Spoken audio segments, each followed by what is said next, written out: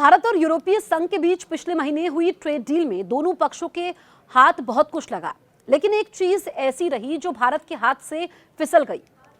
पूरी डील में भारत को इसी एक मसले पर झटका लगा था, लेकिन अब इसका तोड़ भी निकाल लिया गया है और आने वाले समय में भारत यूरोपीय संघ को निर्यात से होने वाले नुकसान की भरपाई अन्य देशों को सामान बेचकर कर सकता है।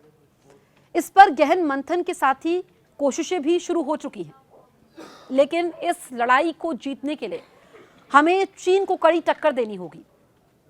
भारत और ईयू की ट्रेड डील में सबसे बड़ा सिरदर्द कार्बन टैक्स का था, जो भारत के स्टील और सीमेंट जैसे फैक्ट्री उत्पादों पर लगाया जा रहा है। भारत से यूरोपीय संघ को बड़ी मात्रा में स्टील का निर्यात होता है, लेकिन कार्बन टैक्स की वजह से इस निर्यात पर दबाव काफी बढ़ गया है। अब कार्बन टैक्स के असर को कम करने के लिए भारत ने मध्य पूर्व और एशिया में नए बाजार तलाशने शुरू कर दिए हैं। मामले से जुड़े सरकारी सूत्रों का कहना है कि इसके लिए निर्यात संगठन सरकार से कुछ मदद की भी उम्मीद लगा रहे हैं।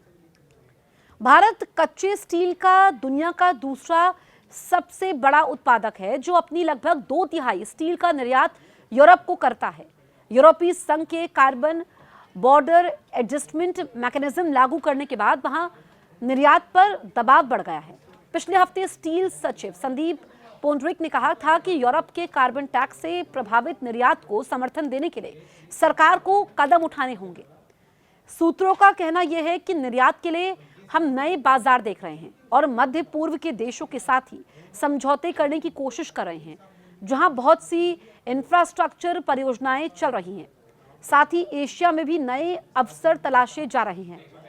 अब तक हमारा फोकस यूरोप पर था, लेकिन अब हम विविधता लाने की कोशिश कर रहे हैं और इसमें आप देखिए कि काफ़ी कोशिशें हुई हैं, जिस पर अब असर भी दिखना शुरू हो चुका है। एक प्रमुख स्टील कंपनी के वरिष्ठ अधिकारी ने बताया कि गैर ईयू बाजारों में चीन की मजबूत उपस्थिति के बीच भारतीय मिलें सरकार से समर्थन की उम्मीद कर रही हैं। चीन दुनिया का सबसे बड़ा स्टील उत्पादक है और वहां से स्टील निर्यात साल 2023 से लगातार मजबूत बना हुआ है।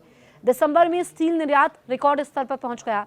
बीजिंग इस साल एक लाइसेंस सिस्टम लागू करने की योजना बना रहा है, ताकि मिश्र धातु की निर्यात को नियंत्रित किया जा सके, क्योंकि मजबूत निर्यात से दुनिया भर में संरक्षणवाद बढ़ रहा है। गैर यूरोपीय देशों में चीन का स्टील निर्यात सबसे ज्यादा है और भारत को वहां अपनी पकड़ मजबूत बनाने और बाजार में रास्ता तलाशने के लिए कड़ी टक्कर का सामना करना पड़ सकता है।